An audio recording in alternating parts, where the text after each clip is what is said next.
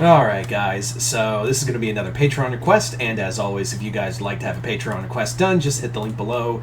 Head on over to my Patreon in the link below. I just said that. I'm tired. I'm sorry. And just hit the 4th tier where you guys can start sending me requests for videos, excuse me, to do here on YouTube. But other than that, let's get into it with, I decided since I had 2 RWBY-centric Patreon requests, I decided to do them both here. I did the previous video talking about Adam Taurus, and this one comes from Gordon Rajani, who asked me to do a RWBY Stormhawks crossover. Yeah, it's been a while since I've done anything Stormhawks related. Funny enough, it's been a hot minute since I've done anything of Stormhawks relation, so this should be this should be fun. So, the story is that what is the beginning of this story starts with the Cyclonians digging through an old temple that once belonged to the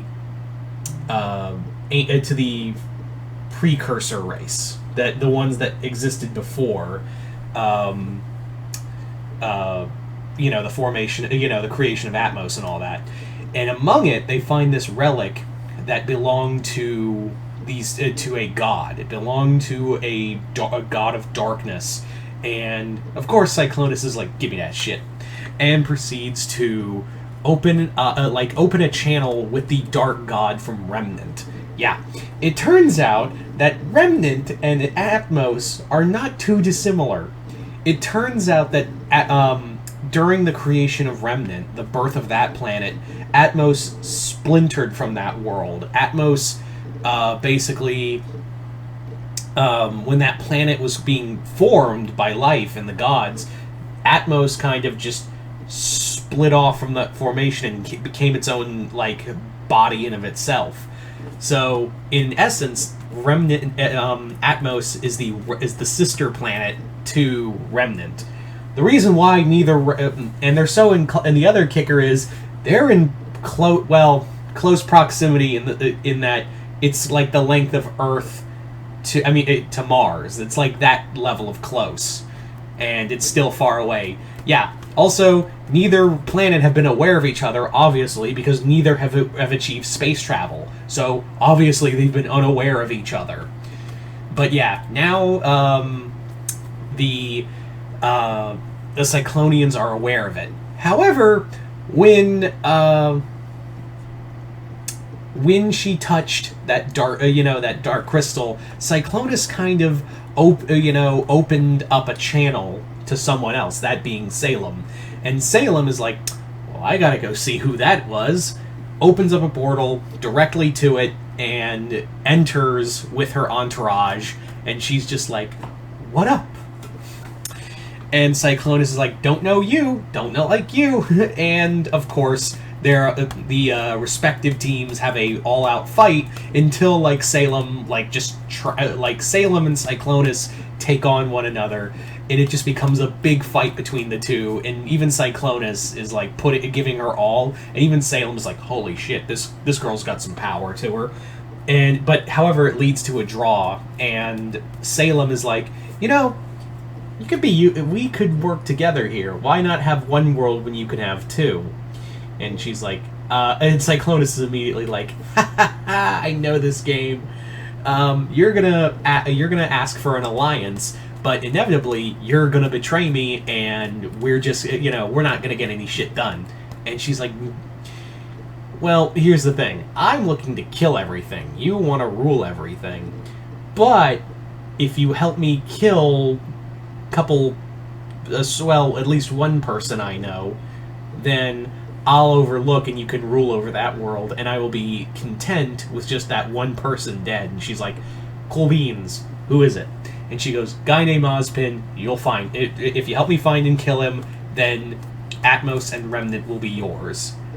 And, of course, Cyclonus isn't an idiot, she knows Salem is lying, so what happens is that Salem opens a doorway to let the Cyclonians in. So now you have Cyclonians flying into Remnant. The problem is that even with their crystals and whatnot, and their weaponry and their mass army, they are vastly outgunned by Atlas. The Cyclonians taking on Atlas as well as Huntresses, they are realize, wow, these people are good. And they're so primitive. They're considered primitive compared to the people of Remnant. If anyone had any chance of getting to space first, it was going to be Remnant before Atmos. So obviously, this is where Salem steps in and upgrades certain people and makes them into grim creatures. They're talons who get fused into their skimmers, and they're just just twisted monsters. And Salem is yeah, this is going to be a cool power for when I take it for myself. So, as you can guess, both RWBY and the Stormhawks are kind of aware that something isn't going, that something's not right. Because the Stormhawks become aware that Cyclonia is doing something a little fucked up. They're out reallocating their military into some what they understand is some big expansion. And they're where are they expanding? So the Stormhawks go in and they find the portal that is leading the Cyclonians to Remnant. They go in and realize that, oh my god, this is another world, and they're kind of just shell-shocked by the idea that there is another, there are other worlds with that are inhabited by other life. So they're immediately having a crisis in a moment, and that's when a certain group of Huntresses show up and fight. As you can imagine, a fight breaks out. While Stork is I'm just gonna fuck off for a minute, let you guys fight. So what we have is Junko taking on Yang, we have RWBY taking on Arrow, we have Piper taking on Weiss, and Finn taking on Blake, who immediately, Finn of course is trying to hit on all of them because he's it's a team of really awesome babes, I get first dibs.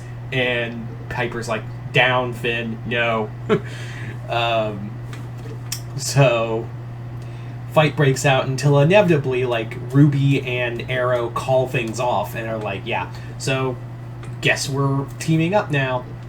So from there they all learn about each other, and I kind of would like to have some fun interactions, Finn getting shot down by all of the girls, and I want to have this fun moment where he's trying to hit on Yang, and he's so, I'm just saying, I have blonde hair, you have blonde hair, and she goes, you're not my type, and he's oh yeah, can I be your type? Not unless you become a girl and get cat ears. And as for dense as Finn is, he goes, oh, kinky. And that's when he gets punched. Piper, of course, wants to learn about glyphs, while Weiss wants to learn about crystals. And, yeah, of course, RWBY would want to learn how to fly a skimmer. So we get all the fun stuff between them all. I'd love to have an interaction between Crow and Stork, who are just being grumps about the whole thing. But of course, we got to get back on track, and it leads back to Cyclonus, who is yeah, this invasion of taking over both worlds. It's been fun, but here's the thing. I've kind of known that you wanted to double cross me and all that, so I'm doing that first. So what Cyclonus has been basically building in secret, this crystal that would drain Salem of her power and just take it away, and Cyclonus becomes this Salem grim version of herself, while Salem is left mortal again. And when Ozpin finds out about this, he's this is a chance I can have to, maybe reconcile with the love of my life. Now that that evil has been pulled out of her, maybe it's high time I can, I can reconcile with her and we can start anew. And Oscar's like, motherfucker, you are in the body of a child, first off. Secondly, there's no way that's gonna happen. But of course, Ozpin's trying to fix things with Salem. And while he's doing this, Cyclonus, the Grim Cyclonus, is now, like, just wrecking havoc. Because now she's just turning people, like, her forces into, like, grim monster versions of themselves. And it's just getting worse and worse.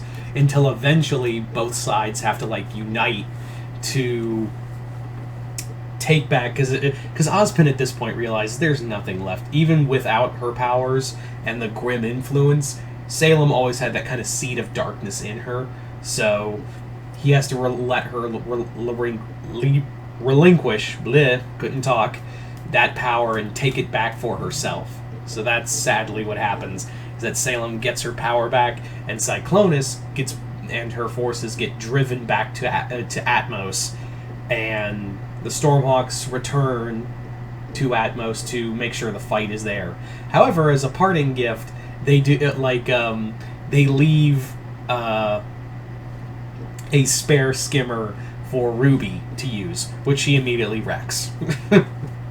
So there you go, guys. That is the Stormhawks RWBY crossover. You guys tell me in the comments below, what did you guys think of it? And once again, I'd like to thank Gordon Rajani for this Patreon request. Other than that, and like I said, if you guys would like to have a Patreon request done, just hit the link below, head on over to my Patreon. Other than that, hope you all enjoyed this. I'm Mr. Multiverse. I'll see you next time in the Multiverse.